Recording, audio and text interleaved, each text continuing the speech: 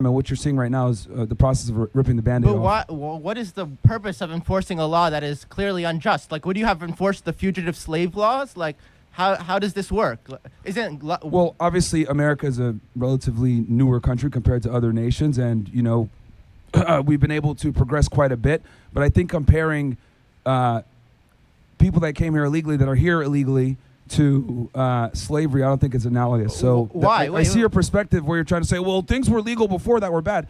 Well, look, people came here illegally. We have a country to protect. We have Americans that we have to care for. Like, people coming here illegally and breaking our laws, that's not what we want. And at the end of the day, if you don't have a border, you don't have a country. Myron Gaines obliterates woke student out of topic, which is why ICE did nothing wrong. Don't forget to subscribe, like the video, hit that bell so you won't miss these fiery clips. Let's dive in. What's up, man? I'm Alejandro. I'm a student of applied mathematics here. And my question was, how can you justify sending the paramilitary squads into elementary schools, hospitals, cancer wards, farms, to round up millions of innocent people and deport them to the third world? And I'm not talking about the jihadists or the cartel members, but the millions of innocent people who just want a better life for them and their families. Okay, I'm assuming when you say paramilitary, you're referring to ICE? Yes. Okay. So, and I love how you just framed the question from a progressive standpoint, calling them paramilitary, et cetera, when they're sworn law enforcement, but I get it. So here's the thing. People break the law when they come to the United States illegally, okay? And we haven't enforced immigration for decades. Most presidents are pussies. They don't want to enforce it because it's considered political suicide. It's a very disliked, you got it? Okay. It's a very disliked topic politically. So Donald Trump is the first president to actually say, you know what, we're going to put our foot down and actually enforce immigration for once.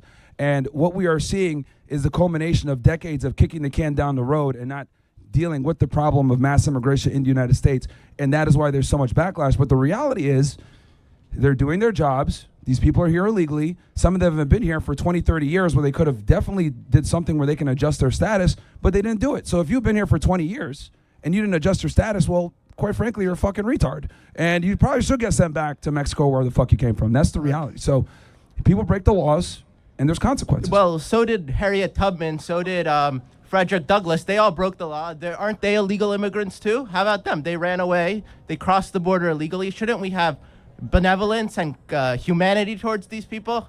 How do you enforce these laws? I mean, that are just horrific. They're going to be sent back to Afghanistan or Somalia where they're going to be killed. Like, so... Well, we do have remedies in place like asylum and everything else like that, where, people are able to put them, apply for asylum, temporary protected status, etc. We do have avenues that people can stay here if they do have credible fear. But the problem is that our immigration system has been exploited extensively. People committing marriage fraud, asylum fraud, all types of things. And the issue with immigration is no one really knows about this, and since it's such a complex topic and it's so politically sensitive, no one really wants to discuss it and or enforce it. But this is a problem that's been going on for a very long time, and what you're seeing right now is the process of ripping the Band-Aid off. To me, it doesn't matter how sensitive the topic is, especially this one. If you break the law, there's going to be consequences. It is that simple. Let's continue. What is the purpose of enforcing a law that is clearly unjust? Like, would you have enforced the fugitive slave laws? Like, how does this work?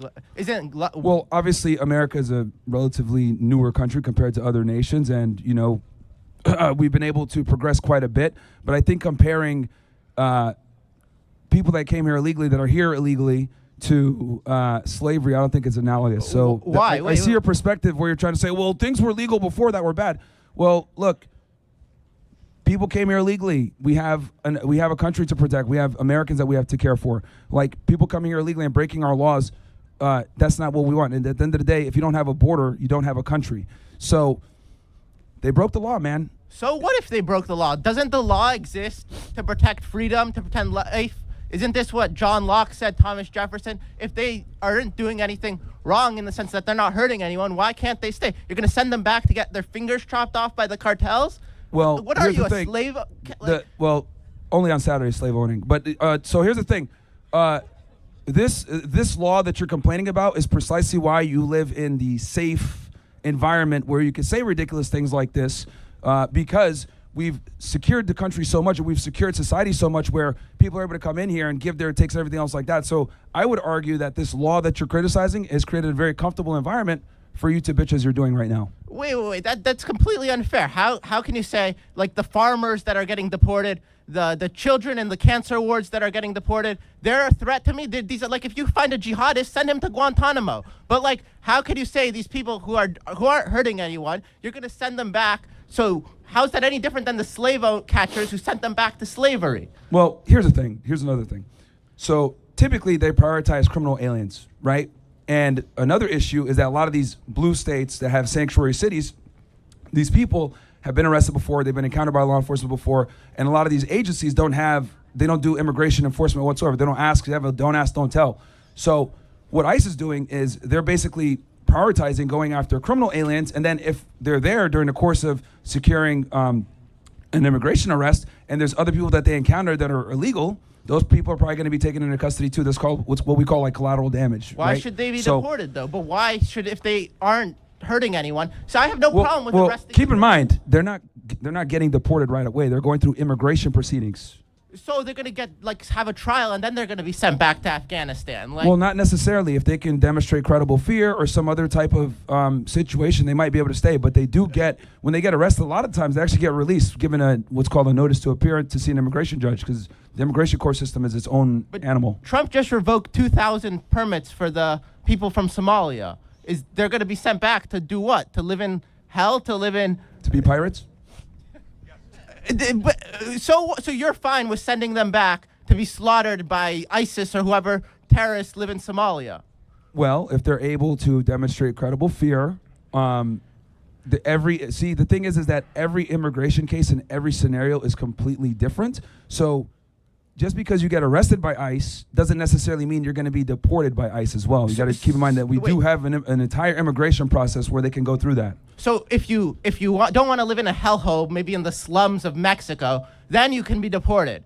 But if you, I don't know, might have your head chopped off, then we can keep you here. Like, how is that fair? Again, we cannot save everyone. We have to put our people first. We have to put U.S. citizens first. We have to put our country first. And look, the world's a very cold and evil place.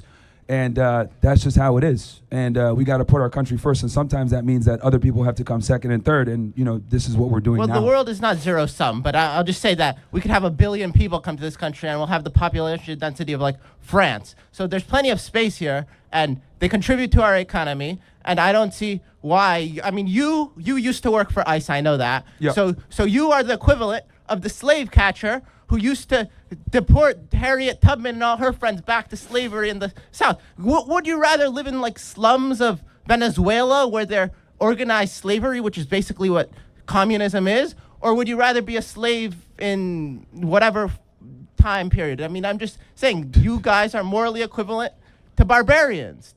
Well, I worked for HSI, so I did more criminal investigations, not necessarily deporting people. But look, like I said before, they break the law. It is what it is, man. Well, I'm just gonna say if that you're the here law, illegally, like the law should reflect our values, and I mean, if you can't, you should be. If it doesn't, you should be amnestied. I mean, Abraham Lincoln pardoned all the slaves, even though they committed a crime. They tried illegally. I mean, I'm just saying, like, how about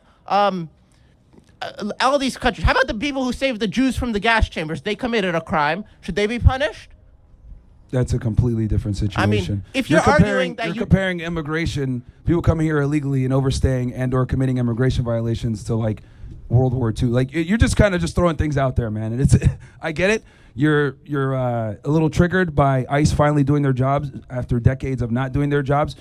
But the reality is we got laws, dude, and we have a border, and we got to protect our country. We got to put Americans first, and that means that we need to remove people that don't belong here. How are they hurting? If you don't have borders, if you don't have how about all the strong people who contribute? National identity, then you don't have a country. Fine, I didn't realize we just had to say, yes, sir, we have to appeal to the laws. Like, if the laws are unjust, we should change the laws or grant them amnesty. This has been how it is. And I didn't realize we just supposed to bow down and obey every single law if it's wrong. Well, the laws that we have created the secure environment for you to be here. No, they haven't. Deporting. Yes, you're able to talk right now about this. Raiding cancer wards does not help me have free speech. How does that even work? No, what I'm saying is you're complaining about the very system that's allowed you the privilege. I'm not complaining about the First Amendment. I'm complaining about the fact. But I'm saying this is a great country, and you're saying like, oh, this is so evil that they're deporting people.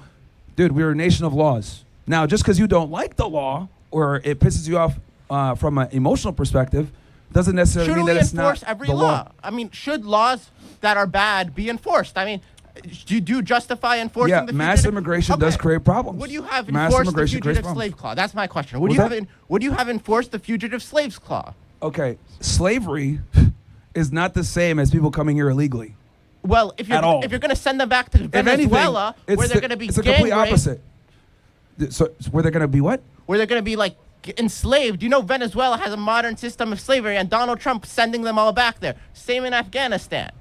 Okay, all But right. okay, Who's up fine, next? fine. And that right there, ladies and gentlemen, is another reason why colleges and universities are a waste of time.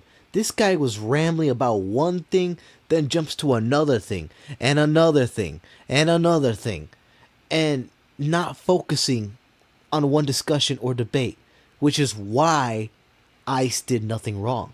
Myron's brain must have hurt, and I don't blame him.